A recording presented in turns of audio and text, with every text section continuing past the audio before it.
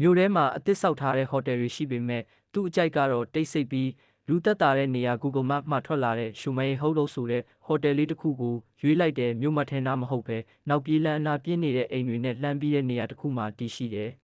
ဟိုတယ်လေးကတစ်ထပ်ကြောက်စာနဲ့ရေးထားတဲ့ရှေးဖန်သားပြတင်းပေါက်တွေရှိတဲ့အဆောက်အဦတစ်ခုနံပါတ်တက်ထားတဲ့တကားလေးတွေထဲကနံပါတ်309ကိုရုံးတင်ကောင်တာကချိတ်နှောင်ခေးခတ်တစ်ဆောင်နဲ့ပေးလိုက်တယ်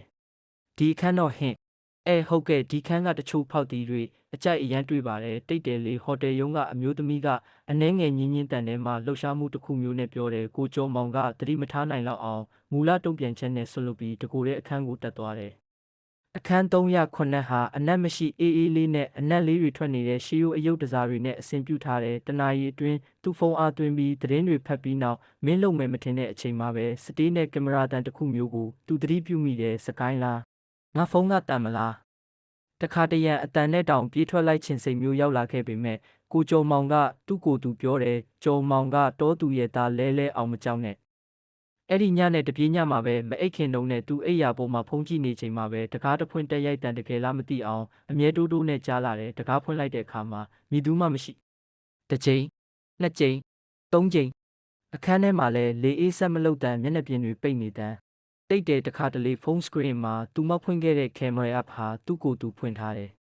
ကိုကျော်မောင်ဟာအိမ်မက်ထဲမှာတဲကွဲတန်ရေထဲမှာချုံမိတန်တွေကြားရတယ်အဲ့ဒီမှာပဲသူတော်တော်ကြောက်စရာကောင်းတဲ့အတန်တစ်ခုနဲ့နိုးလာတယ်သူ့ဘေးထဲကမျက်နှာချွတ်နေတဲ့အမျိုးသမီးရုပ်တစုံဟာသူ့နားမှာ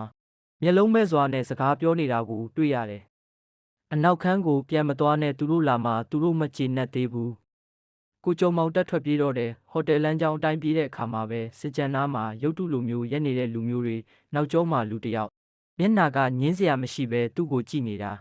နောက်နေမနက်ဟိုတယ်အဖော်ပြောပြတော့အခန်း309မတိုင်းခင်နှစ်ကမိလောင်မှုတစ်ခုပြဿနာဖြစ်ခဲ့တယ်မိသားစုတစ်ခုလုံးတည်ဆုံးခဲ့တာမရှိတော့တဲ့အခန်းဖြစ်သွားတယ်တင်တက်တယ်ဆိုတာစနစ်ကဘလို့လဲမသိကြတော့လို့အံ့ဩနေပါတယ်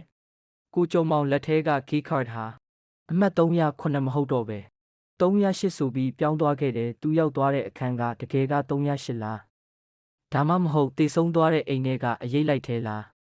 ကိုကျော်မောင်ဒီနေ့ထိမသွားခြင်းတဲ့မြို့တစ်မြို့ကပဲရှူမြေဟုတ်တော့ရှိနံပါတ်မသိတဲ့အခန်းတစ်ခန်းအကြောင်းကိုစဉ်းစားနေစေဇလန်းလေးကတော့ဒီလောက်ပါပဲဗျာကျေးဇူးတင်ပါတယ်